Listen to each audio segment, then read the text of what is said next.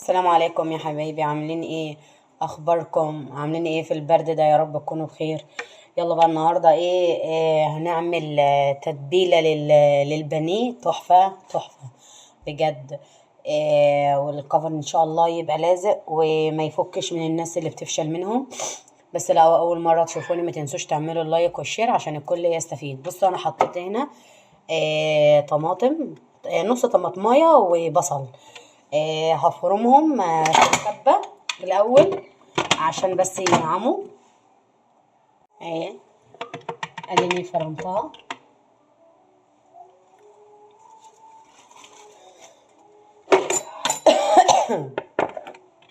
اهي يا جماعة،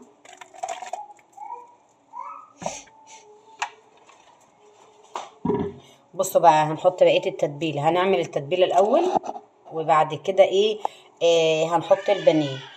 طبعا هنكسر بيضة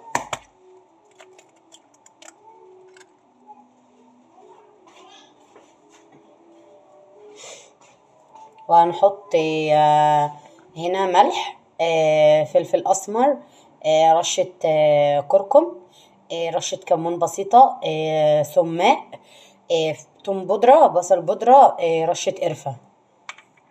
ماشي. وهنعمل علبة زبادي اهي. تمام. هنقلبها بقى كويس قوي. بص التتبيلة عاملة ازاي.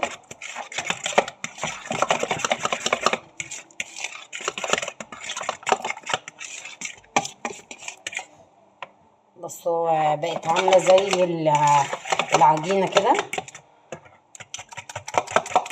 عايزة اقولك ان الطماطم دي بتدي صفارة للبانيه وبتديله نكهة حلوة جدا. لو مشيتوا على الخطوات بتاعتي والله مش هتندموا. هنا بقى البانيه انا هنا غسلاه برضو ومقطعاه، ونقعته بملح وليمون.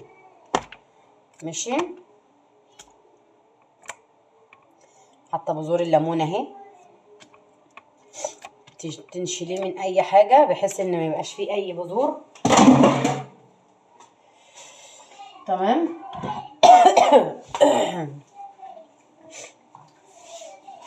هننقعها بقى قد مثلا ساعه ساعتين. كل ما انت ما بتقعدي التتبيله دي تقعدي البانيه في التتبيله كل ما هيديكي تست اعلى وهيخلي الكفر يلزق فيه.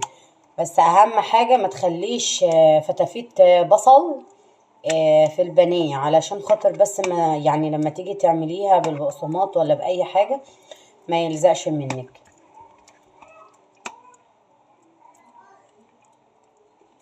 اهو تمام.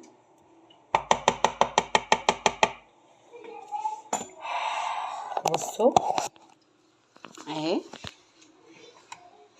هنا هنسيبها مثلا قد ساعتين 3 ولا حاجة او ساعة على حسب ما انتي هتعملي غداكي وان شاء الله نكمل خطواته. يلا سيبنا البانيه يتبل. هندخل بقى نعمل شوية مكرونة بصلصة كده تحفة. هنا زيت وهنا بصلية اهي مفرومة.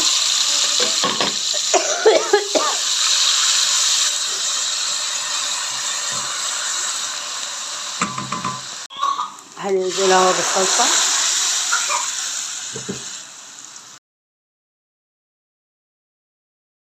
يلا بقى هنتبل البانيه. بص البانيه عامل ازاي اهو. بصوا انا المرة دي ولادي عايزين يعملوا ياكلوها بالفيجيتار. ماشي ماشي. انت اضغطي طبعا عليها جامد قوي عشان خاطر ما الكفر بتاعها ما يفكش منك.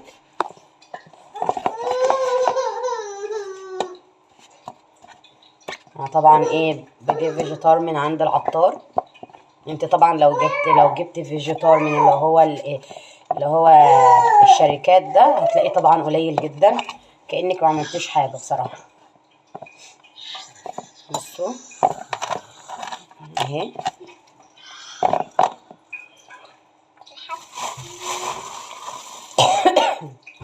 اهي اضغطي بقى بالراحة كده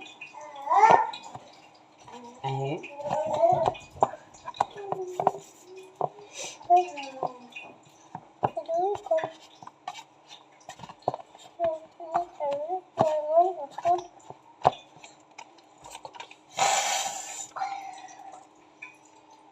بص اهي،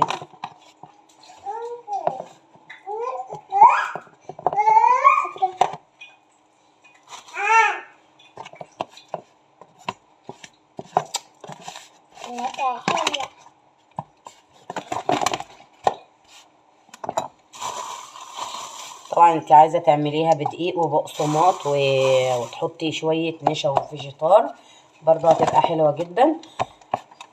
بس انا يعني ايه اول مره من فتره كبيره جدا اعمل البانيه بالفيجيتار اصلا. انا على طول بعملها بالخلطه اللي انا بعملها قدامكم على طول. بس بقى ايه حكم القوي بس لو وصلت لحد النقطه دي ما تنساش تعملوا لايك وشير عشان الكل يستفيد. بصوا حاولوا بقى ايه، لازم اللي انتوا تعملوها ما بتركنوهاش، عشان لما كل ما انت ما هتركنيها كل ما هتعرق وهتبوظ منك. لكن بصي مجرد ما تعملي اتنين حطيهم في الزيت احسن لك. انا هقليهم طبعا عشان وقت الفيديو وكده وارجع لكم. بصوا البانيه، بصوا طالع عامل ازاي، تحفه يا جماعه. هكمله هنا بقى. نعمل بقى هنقلب المكرونه، هقلبها. بصوا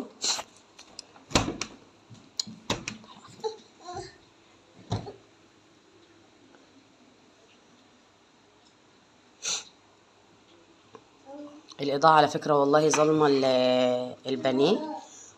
بصوا بصوا الكفر لازق ازاي. لو الفيديو عجبكم ما تنسوش تعملوا لايك وشير. السلام عليكم.